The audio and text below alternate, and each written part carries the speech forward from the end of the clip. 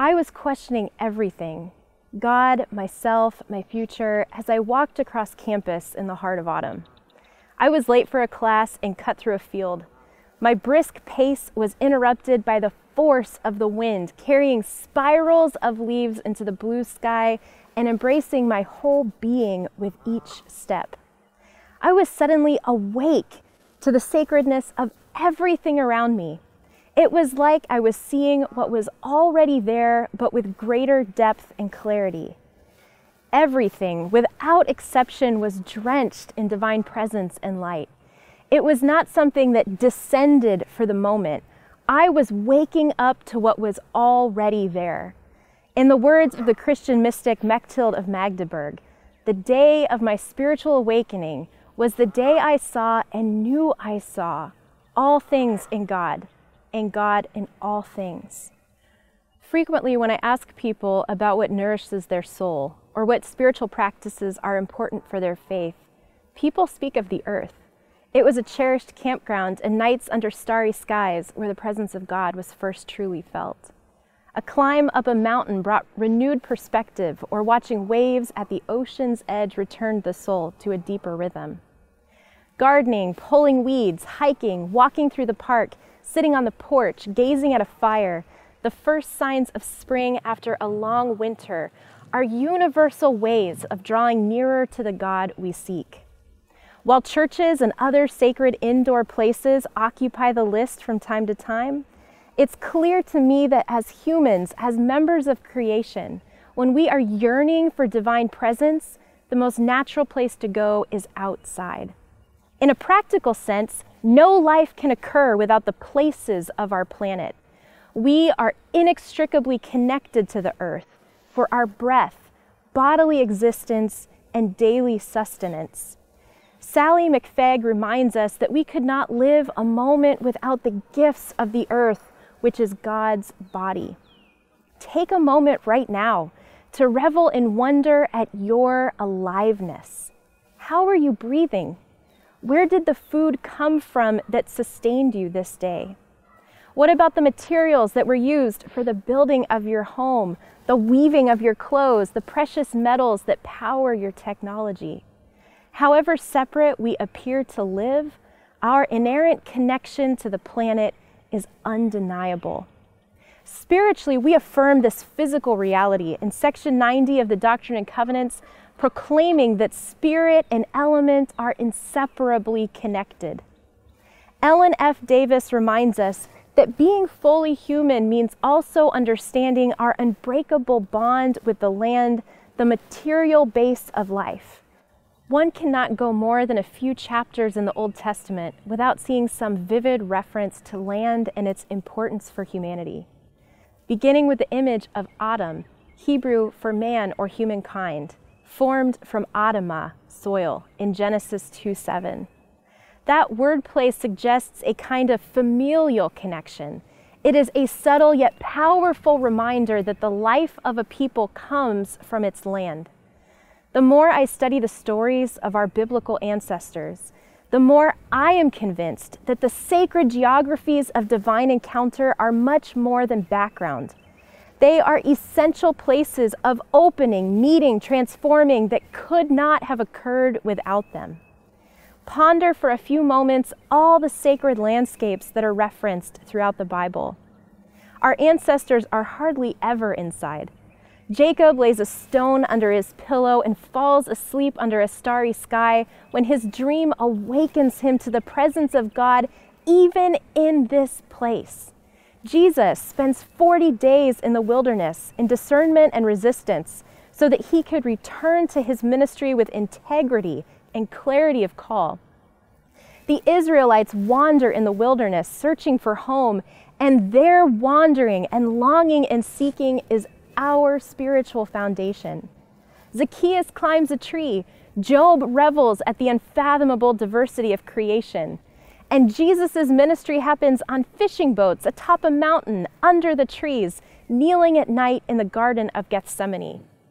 The resurrected Christ appears to his disciples on the lakeshore, inviting them to come and have breakfast, a simple earthly act of remembering what sustains, and sharing it with others. Jose Ortega y Gasset says, "Tell me the landscape in which you live, and I will tell you who you are." We need wild places to be whole. The wilderness is not a resource for us to consume. It is a sacred web of life that we are. Adam, Adama, human from soil, breath of God. When we connect deeply with divine presence under a starry sky or gazing into the swaying branches of a tree, we are also recovering something essential about our own identity and belonging as God's beloved creation. Mary Reynolds Thompson, in Reclaiming the Wild Soul, urges us that the awareness of our oneness with the natural world can no longer be allowed to recede into the background. If we are to ensure a vibrant future, not only for ourselves, but for the entire Earth community, it must become the guiding principle of our life and times. At this precise moment in human history, it is vital that we bridge the false divide between the human and non-human worlds, lest we risk losing the wild beauty that is our deepest nature and greatest hope. Community of Christ's enduring principle, sacredness of creation, reminds us that while nature can be beautiful, it can also be harsh and unrelenting and indifferent. Creation's power to create and destroy reminds us of our vulnerability in this life. And in this increasingly hyper-connected but isolating and polarizing world, we need reminders of our intrinsic vulnerability, humility, humanity, connectedness. Time and nature gives me the gift of forgetting about myself for a while. I glimpse a world much larger than my immediate impulses, agendas, and opinions. Standing at 14,000 feet above the earth, I peer over the mountain's edge and feel weak in the knees, but full in heart. My life is fragile and small and brief in the context of rock formations that are millions of years old. This kind of humility might save us if we let it. The us and them of daily discourse fades into the wonder of our oneness with all that lives. Awe will restore a soul that has grown numb and dull to life. Vast landscapes put into perspective what is most essential. As autumn leaves drift to earth and become soil, I am reminded that my life too will one day end.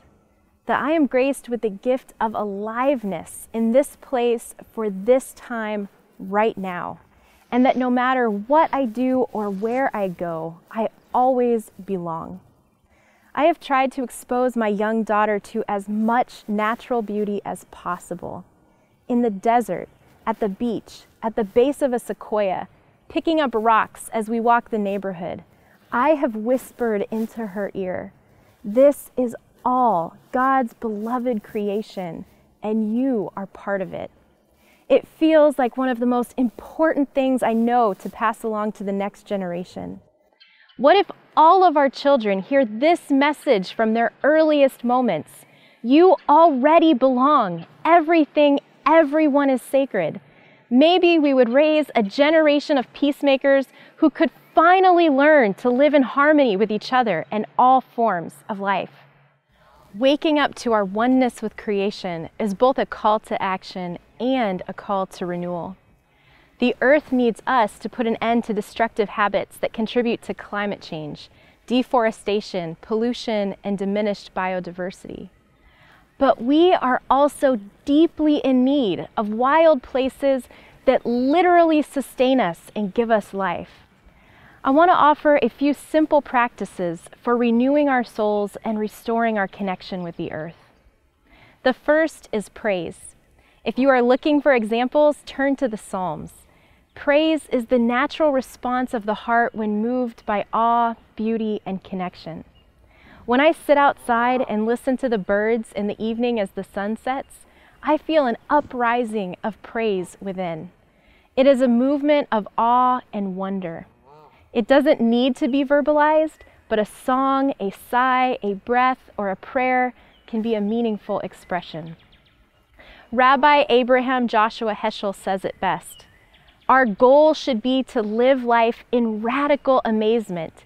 Get up in the morning and look at the world in a way that takes nothing for granted. Everything is phenomenal. Everything is incredible. Never treat life casually. To be spiritual is to be amazed. The second practice is gratitude. Especially if you are feeling overwhelmed, notice your breath. Quiet everything within for a few moments and remember the gift of your aliveness on this planet, here and now. Sometimes as I walk through the world, I find that my heart is shouting thank you to everything I can see. I rarely say it out loud, but maybe I should. I thank God in this amazing interdependent earth I am part of for all the gifts that sustain my life today. The third practice is belonging. I bring Genesis 2 to mind. I remember that I am not separate, but inseparably connected to all that lives. I am part of God's sacred creation. Offering gratitude for the gift of my life leads here.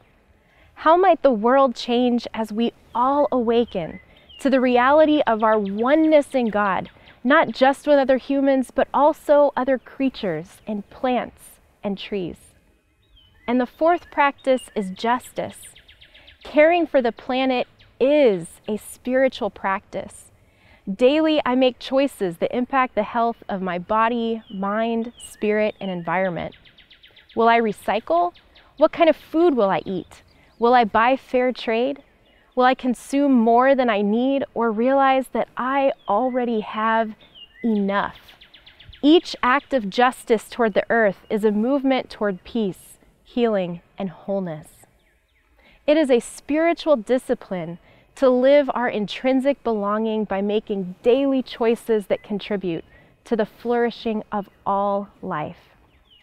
Sisters, brothers, fellow members of God's creation, our spirits need wild spaces to be fully alive. It is part of who we are. We are shaped, formed, enlivened, and sustained by our connection with creation. My prayer is that as we awaken to the beauty of the earth and live with intention and awe at the sacredness of all life, our most natural response will be passionate care of the whole planet. Let's be radically amazed at every person we encounter, every leaf we see drifting through the air, every bite of food we put into our bodies, every gift of breath. This world is truly charged with the grandeur of God. Amen.